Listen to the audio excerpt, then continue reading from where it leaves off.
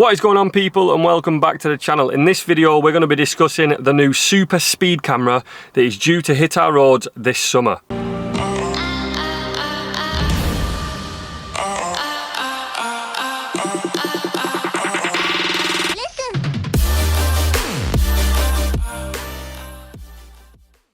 Now, just before we get into it, I know that some people like to comment on these videos, letting everyone know how righteous they are and how the best way to not get caught speeding is by not speeding.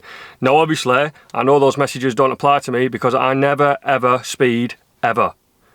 But if you are also one of them people that never, ever speed, ever, then please do let us all know down in the comments before, because we would love to know how much of a legend you are. So just comment down below saying, best way to not get caught speeding is by not speeding, and anyone that does speed is a fucking moron.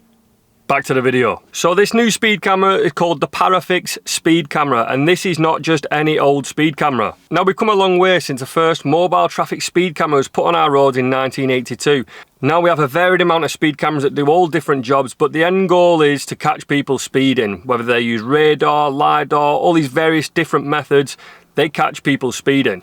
Now, I'm not against a speed camera. In fact, I support a speed camera in some applications. I believe that average speed cameras should be used outside schools, for example. However, I do disagree with certain aspects of the speed camera. I disagree with the fact that our speed laws are massively dated, and I also disagree with average speed checks in quiet areas such as motorways in the middle of the night. I don't think that is a safety thing. I think it's just a revenue generation thing, and I don't like that.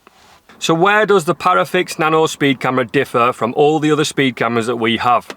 Now, it utilises a different type of radar detection, and that is called LiDAR. Now, LiDAR is super accurate to the point where we use it in the 3D industry to scan items, vehicles. You know, for my application, I use it to scan vehicle parts. These things are that accurate that they can pick up paint textures. So they are way more accurate than the existing technology that is used to catch you speeding at the moment. But what does that mean? So the existing speed cameras can catch you speeding, so why is this any different? This new one is a 360-degree camera that can scan up to 100 meters away, so it can get people coming towards it, away from it, multiple vehicles. It can just sit there on the side of the road.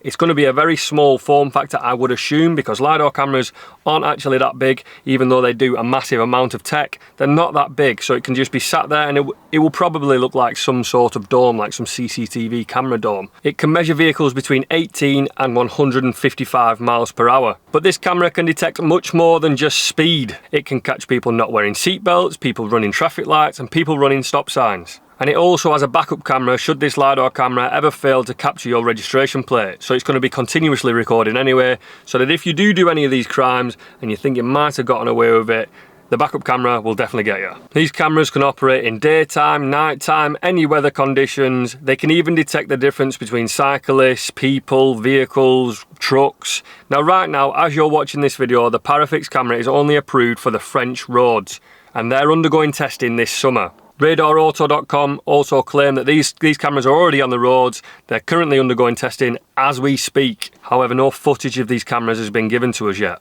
So what does this mean for us? And by us, I mean us, especially in the UK. What does this mean? Now, this camera is set to replace all of the other cameras that precede it. It can replace the red light cameras, it can replace speeding cameras, it can do average speed checks, it can replace it all. And what does that mean from a government maintenance point of view is that they only need one set of cameras to maintain, they only need a certain sort of technician to maintain that. It would be much easier to impose one speed camera across the whole of the UK. Can I see this coming here? I absolutely can. And I think this is just growing stronger and stronger on how much police in this state's getting to the point where it's not even being policed anymore. AI is taking over, and that is going to do all the police work for them. Now, like I said at the beginning of the video, I do believe there is application for these cameras. I think these cameras would be perfect outside of school or a particular area of, you know, common accidents where people crash the vehicles, etc. I think that is a perfect application for it. But I can see these being imposed in a lot more places, because ultimately, you know, people might argue that these are for safety, but they are great revenue generators. And if it was all about safety, we fully have the tech to limit cars in certain areas now. We could easily have a limiter on a car when it enters a certain area. Majority of modern cars are GPS tracked anyway, so just to put a limiter on that car wouldn't take too much. And if the argument was just for safety, then no one could really argue about that. I wouldn't be bothered tomorrow if my vehicle had a limiter of 30 mile an hour when going past schools, or even 20 mile an hour when going past schools, or areas where children might run out in the road, for example, a park or anything like that. That wouldn't bother me, and if that does bother you, then you've probably got bigger problems. But the UK government has released another piece of legislation the other week. Now, I'm unsure about the finite details of this. I've just read an article on it, but I thought it might be fitting to add it into this video. And that is that it is now becoming illegal to share the information of speed cameras on social media. Now, I'm unsure how far that reaches, whether you can send your friend a message on social media or whether it's just if you post it to an open forum. That being said, that's going to contradict quite a lot of software at the moment, such as Road Angel or Waze. And there is a video coming up on those two in the future, so stick around if you do want to see the best speed camera detectors that you can get right now. We already knew that flashing vehicles coming up to speed cameras was illegal.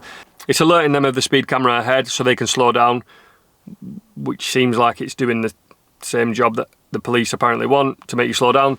But anyway, you're not allowed to do that. You need to ignore them, allow them to keep going fast. And now the rules are being imposed on social media, so you can't tell anyone on there either. But do let me know. I know I had that little bit of a sarcastic comment at the beginning, because we always get someone that tells us how great they are and how they never ever in their life have accidentally gone over the speed limit. You know, it happens. We're human. People go over the speed limit. You get lapse of concentration. You might overtake and someone speeds up and you end up speeding.